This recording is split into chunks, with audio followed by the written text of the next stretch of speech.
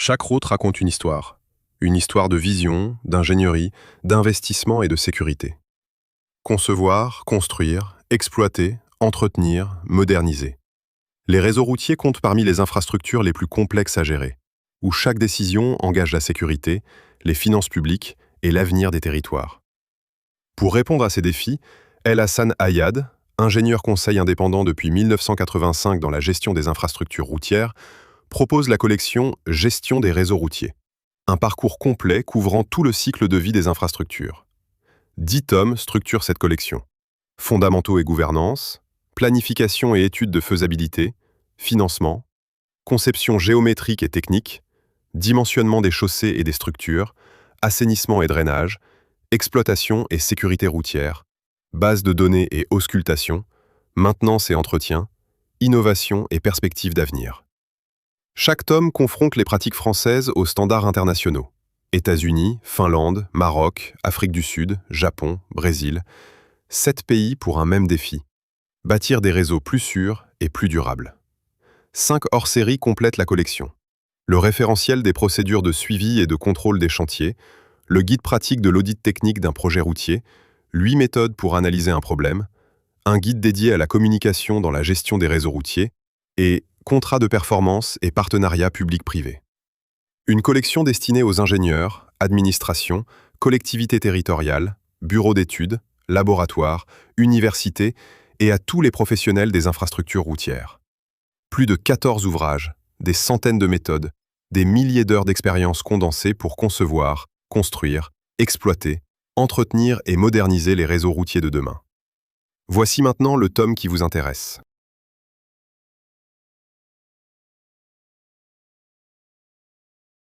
Une chaussée n'est pas un simple revêtement posé sur le sol.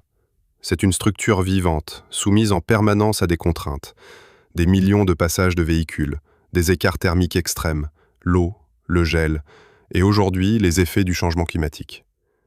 La dimensionner, c'est concevoir un ouvrage capable de résister 20 à 30 ans à ces sollicitations, avec un budget maîtrisé. Ce tome parcourt l'ensemble du processus, des principes mécaniques fondateurs jusqu'au contrôle qualité en fin de chantier, en passant par les matériaux, les méthodes de calcul et les structures d'ouvrage courants. 5 chapitres, 7 pays comparés, une approche résolument pratique et tournée vers la performance à long terme. Une chaussée souple classique se compose de 5 couches fondamentales, chacune avec un rôle précis dans la distribution des charges vers le sol support. À la base, la plateforme, le sol support lui-même. Puis la couche de fondation, qui répartit les charges et protège du gel. Vient ensuite la couche de base, qui apporte la résistance structurelle principale. La couche de liaison assure la transition et l'étanchéité. Et enfin, en surface, la couche de roulement, qui assure le contact pneu-route, le confort et la sécurité. Les matériaux bitumineux ont un comportement viscoélastique. Leur rigidité varie avec la température et la vitesse de sollicitation. 2 phénomènes dominent la dégradation d'une chaussée souple. La fatigue, qui génère des micro-fissures en bas des couches bitumineuses, se propageant vers la surface, et l'orniérage, une accumulation de déformations plastiques sous forte température.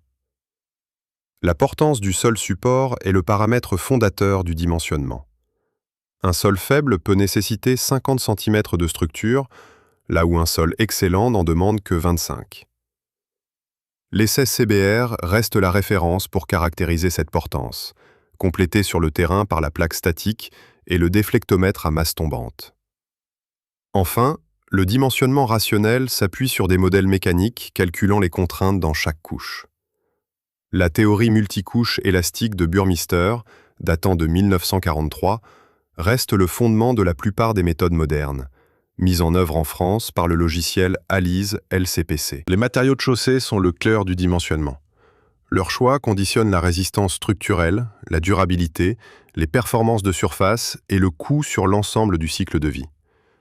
Les granulats représentent jusqu'à 95% de la masse d'un enrobé bitumineux. 3 essais sont incontournables pour les couches de roulement. La résistance à la fragmentation, la résistance à l'abrasion en milieu humide et la résistance au polissage, ce dernier critère étant directement lié à la sécurité routière. Le liant bitumineux, lui, est l'âme de l'enrobé. En France, les bitumes purs couvrent les usages courants, tandis que les bitumes modifiés au polymère s'imposent sur les autoroutes à fort trafic depuis 2005. En zone chaude, au Maroc, au Moyen-Orient, ce sont des bitumes durs qui sont privilégiés, pour leur meilleure résistance à l'ornirage. Côté enrobé, le béton bitumineux semi-grenu reste le standard français pour la couche de roulement. Mais l'éventail est large. Enrobé mince pour les rechargements, enrobé drainant pour réduire le bruit et l'aquaplaning, enrobé à module élevé pour les couches de base à fort trafic. Enfin, les matériaux traités au liant hydraulique, chaux, ciment, permettent de valoriser des matériaux locaux de qualité insuffisante. Le retraitement en place économise le transport et réduit l'empreinte carbone du chantier de 30 à 50%. Deux grandes approches coexistent dans le monde pour dimensionner une chaussée. Les méthodes empiriques, par catalogue, rapides et suffisantes pour la grande majorité des projets courants, et les méthodes mécanistiques empiriques, plus précises, réservées aux projets complexes ou atypiques. En France, le catalogue CETRA LCPC couvre 95% des projets courants et reste la référence de l'Afrique francophone.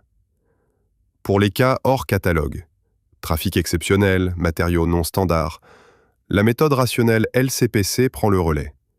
Elle calcule les contraintes et déformations sous charge de roues standards, puis vérifie qu'elles restent sous les seuils admissibles issus des lois de fatigue. Aux États-Unis, le guide AASHTO MIPDG représente l'état de l'art mondial, calé sur 30 ans de suivi de milliers de tronçons instrumentés à travers le programme LTPP. Pour les pays en développement disposant de données plus limitées, HDM4, développé par la Banque mondiale et calibré sur 70 pays, offre une approche pragmatique combinant dimensionnement et analyse économique. Au Maroc, le catalogue DRCR s'aligne sur les standards français tout en étant calibré sur les sols et les trafics locaux. Dans 80% des cas, le catalogue seul suffit.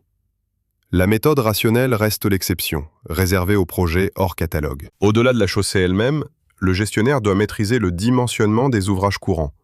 Murs de soutènement, buses et dallots, chaussées en béton, techniques de renforcement. Souvent traités comme des accessoires, ce sont en réalité des éléments critiques dont la défaillance peut compromettre la sécurité et la durabilité de l'ensemble du réseau. 6 types de murs de soutènement couvrent la quasi-totalité des situations. Du simple mur-poids en béton jusqu'à la terre armée, capable de grande hauteur avec une bonne flexibilité sismique. Les ouvrages hydrauliques traversants, buses, dallots, ponceaux, sont les plus nombreux du réseau routier. Plus de 800 000 rien qu'en France. Leur dimensionnement doit satisfaire 2 critères simultanément. Hydraulique, pour évacuer le débit de crue, et structural, pour résister aux charges de trafic. Les chaussées en béton de ciment, moins répandues en France, dominent dans certains pays. 35% des autoroutes inter-États américaines, 30% du réseau national japonais. Leur durée de vie structurelle dépasse largement celle des enrobés, au prix d'un coût initial plus élevé. Enfin, le renforcement représente la majeure partie des investissements dans les réseaux matures. Le choix de la technique, rechargement mince, rechargement épais ou retraitement en place, repose sur le diagnostic structural et l'analyse du coût global sur le cycle de vie. Le dimensionnement le plus rigoureux ne vaut rien si la mise en œuvre n'est pas contrôlée. Le contrôle qualité garantit que la chaussée construite correspond bien à la chaussée conçue. Le contrôle s'organise à 3 niveaux.